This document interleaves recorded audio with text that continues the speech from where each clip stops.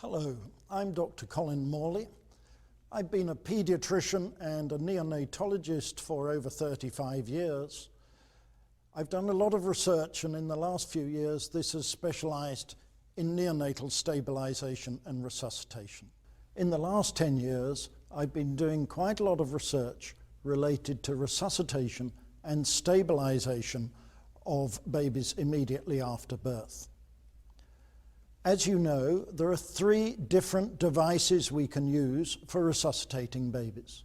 There's the self-inflating bag, there's an anaesthetic bag, and there's the T-piece. I particularly like the T-piece resuscitation device because it provides consistent CPAP and PEEP, and the inflating pressure can be fixed. So why should I want CPAP and PEEP during resuscitation? Well, can you imagine a newborn baby, immediately it's born, it has no air in the lungs. The baby's lungs are full of fluid. The baby has to establish lung volume, aerate the lungs, remove all the fluid from the lungs in order to facilitate quick gas expansion. Now, the problem with premature babies is that their lungs are immature, they have very little surfactant, their muscles are weak, and they find it particularly difficult to clear their lungs of fluid.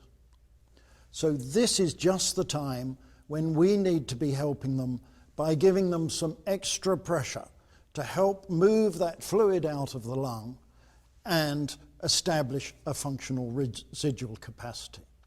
And that is where the use of CPAP or PEEP is so important.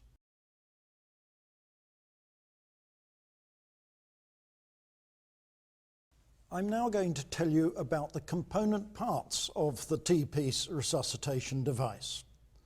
First of all, it needs a gas supply, coming either from the wall or cylinders. And then the flow of gas into the device is set by adjusting it here, and that should be a flow of somewhere around 8 to 10 litres a minute. The gas then flows through this tube to the T-piece device, which can be attached to a face mask or to an endotracheal tube. The PEEP or CPAP pressure is adjusted by altering that knob, and the peak inflating pressure is adjusted from here. The pressures being delivered are seen on this dial here. So, in order to set it up, we first of all have the device with no mask or tube on it, and we obstruct the far end, turn on the flow, adjust that to 10 litres a minute. And now I'm going to set the PEEP pressure. I suggest you set a PEEP pressure of somewhere just above 5 centimetres of water, 6, 7, but no less than 5. And so by looking at this dial here, I turn the knob in order to make sure I've got the pressure I want, and I've set it to 6 centimetres. So that's set the PEEP pressure. Now, in order to set the peak pressure, the inflating pressure, I put my finger over the hole in the PEEP valve, and the device is now reading a pressure of about 25 centimetres of water. I would like to set it to 30, so I'm going to turn the pressure relief valve knob until that pressure is at 30. But you might want to set it at 25 or 20 or some other pressure, and that's done by adjusting there. So now we've got the device set up for use on the baby. First of all, if we're going to give the baby face mask CPAP, we would attach the mask to the device. Remember, I've got it now set to deliver a CPAP pressure of 6. I'm going to just turn the baby sideways a little and put the mask on the baby's face. Putting the mask on the baby's face with an even pressure down and some chin lift. And I watch here to make sure that I'm delivering the CPAP pressure. So in this situation, the baby would be breathing spontaneously. It's breathing the gas being delivered from here. At the moment, I've got it on air. But the baby is breathing with a CPAP pressure of 6 centimeters of water. Now, if the baby is not breathing, I then ventilate by putting my finger over that hole, and the pressure rises up to the preset pressure of 30. It's important that this is done at a rate of somewhere around 60 inflations a minute, but the finger is kept on this valve for about half a second at each time. Some people make the mistake of putting the finger on for too short a time, and that doesn't give enough time to inflate the baby. So it should be even on and off and on and off. Using that, you might want to give the baby a prolonged inflation immediately after birth. And that again is something that the T-piece resuscitation device is very good at. So I could give a prolonged inflation by putting my finger on there and leaving it for about 10 seconds, in which case I'm inflating the baby with a pressure of 30 centimeters in order to help clear the fluid out and establish lung volume.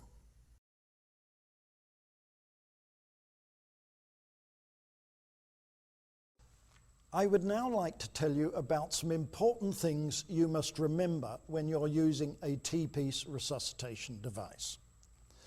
As we've explained to you already, inflation is made by intermittently putting your finger over the hole in the PEEP valve. But not infrequently, I've seen people put their finger on the hole and leave it there, often when they're being distracted by somebody asking them a question. Never do that. It should always be placed on intermittently. One of the other problems that can happen is that when you're using face mask ventilation, you place the face mask on the baby's face, and during inflation, you notice that you're not achieving the set pressure. Here I'm achieving a pressure of about 20. The reason for that is that the mask is not on the baby's face properly and there's a leak. You're losing gas. Some people try and overcome that by turning up the gas flow. And certainly that will put the pressure up, but it causes a major problem. During T-piece resuscitation, you need to set the flow at the beginning, adjust the PEEP, adjust the pressure, and not change the flow afterwards. If you're not getting the pressures, it's because you have a leak between the mask and the baby's face.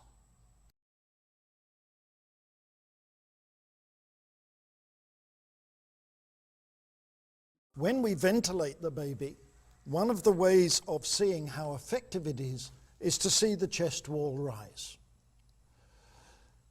If the chest wall is not rising as the baby is being inflated, then there's two possible problems.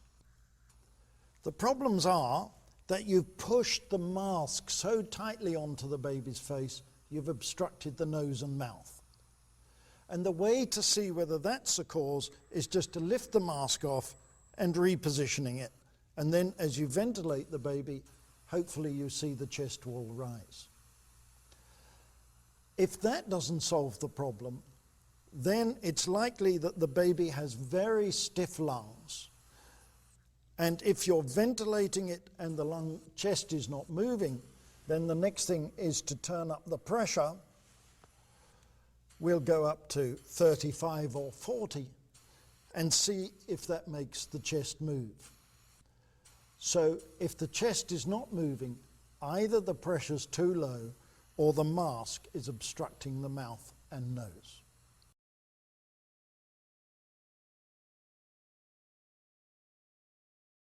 Dr. Morley, thank you for your insight and your expertise on resuscitation for the babies with us. But you did bring up an interesting point, that a common mistake or common clinical thing that's done in the nursery or delivery room is when a seal is not being properly made, or the pressure that you have already preset is not being delivered. Most clinicians reach for the flow meter to increase flow. But you have a feeling on what they're doing that's a better way to solve that problem than increasing the flow. Yes, I think we preset the pressure. If during ventilation the pressure isn't being achieved, there's really only one problem. That is, the gas that's coming through is leaking between the mask and the face. If you've got a perfect seal, then the set pressure will be achieved when we're ventilating. That's right. So if the pressure isn't being achieved, people must make sure that they get the mask properly on the face. And there's 2 or 3 things they've got to look for. One is make sure it's straight. 2, there's an even pressure downwards, not one way or the other. And 3, that they get the fingers under the chin and there's good chin lift, and in fact they're pulling up against the mask. I see. And if they get a good seal, then they will deliver the right pressure. Okay. Now, the problem is people could say, well, I can't get a good seal, I'll turn up the flow. When you change the flow from the preset level, then the pressures will change. I see. So, and the PEEP and the PIP will be different. And so most important, not to change the flow unless you really have to. Also during your talk you mentioned in the future maybe a flow sensor in line so you can measure tidal volumes and pressures being delivered. Any other pieces of equipment that you think is quite important to be at the bedside now? Yes, I think it's most important that where we're going with neonatal resuscitation is to bring the equipment we're familiar with from the nursery into the delivery room. We've talked about measuring tidal flow and making sure we got the right tidal volume. We also need to have a pulse oximeter. Put the pulse oximeter on the baby's right hand or wrist, and then you'll measure heart rate, absolutely key to neonatal resuscitation, and measure oxygen saturation.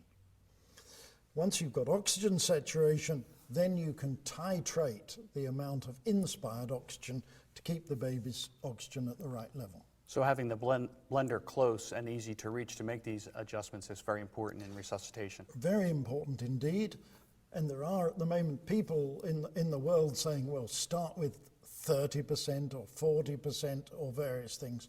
And I think it's important that we start with the lowest oxygen, and then with a pulse ox on the baby's right hand, we can adjust the inspired oxygen to get it absolutely right.